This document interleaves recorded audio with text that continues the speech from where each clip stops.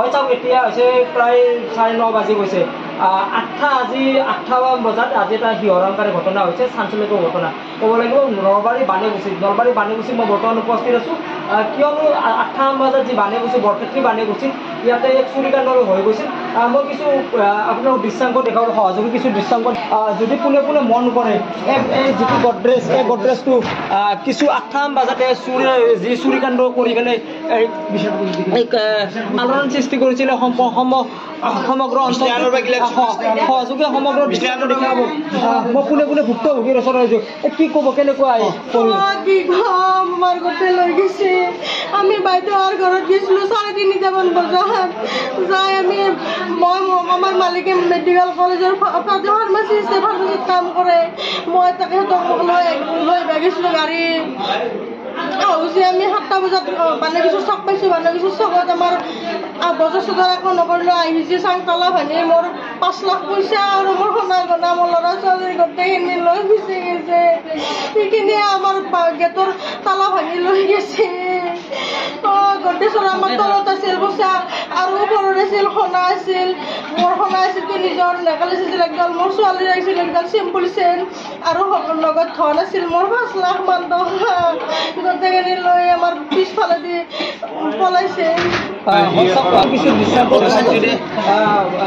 লোকসকলে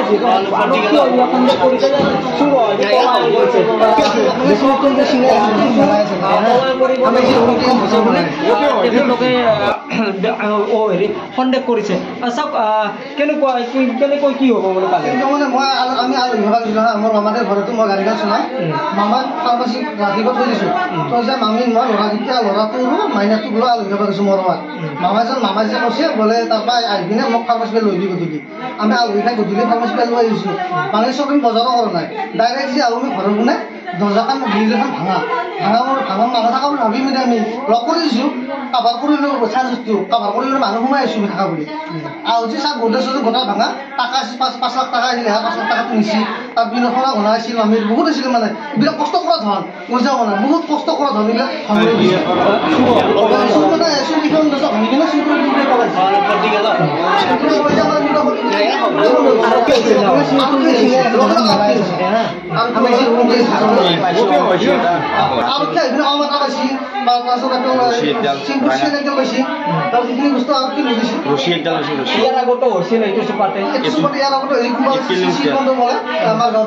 মই মানে গমাই পাইছোঁ 3 দিন হ'ল আজি গম পাইছোঁ। 3 দিন আগত। 3 দিন আগত প্ৰায় 8:30 আমি ঘৰত নাছিলোঁ। প্ৰায় 8:30 বজাত মোৰ ঘৰৰ গ্ৰিল ভাঙি কেনে গডৰেজৰ প্ৰায় 2,10,000 পিছ কিজানি সোণাৰ চেন একডাল, সোণাৰ নাকচুটা এৰিছিল, কাণ খুলি একযোৰ, বাকী এইখিনি বস্তু লৈ যাই আছোঁ। কাৰোবাক সন্দেহ কৰিছে নেকি?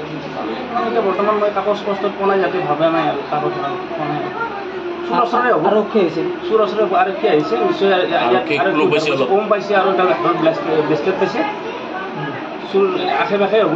ইয়াৰ আগতে এসপ্তাহ পূৰ্বে ইয়াতে আৰু ইয়াৰ আগতে যে 3 দিন আগত শ্ৰীকান্ত মাষ্টৰ বুলি বাংলাদেশ ডকাইতি কৰিছে, তেওঁৰো পইচা আনিছে। গম পালোঁ আজি আমিতো গম নাপাওঁ, অকলশৰীয়া জেগা আমাৰ। হঠাৎ আমি আজি নাছিলোঁ, আলহী ঘৰত চলি গৰমত বেছি। আমি মৰুৱাত গৈছিলোঁ, আহি চাওঁ গেটৰ গ্ৰিল ভঙাই আছে। আমি গোটেই ঘৰত যিখিনি বস্তু আছে সেইখিনি দিছে আৰু।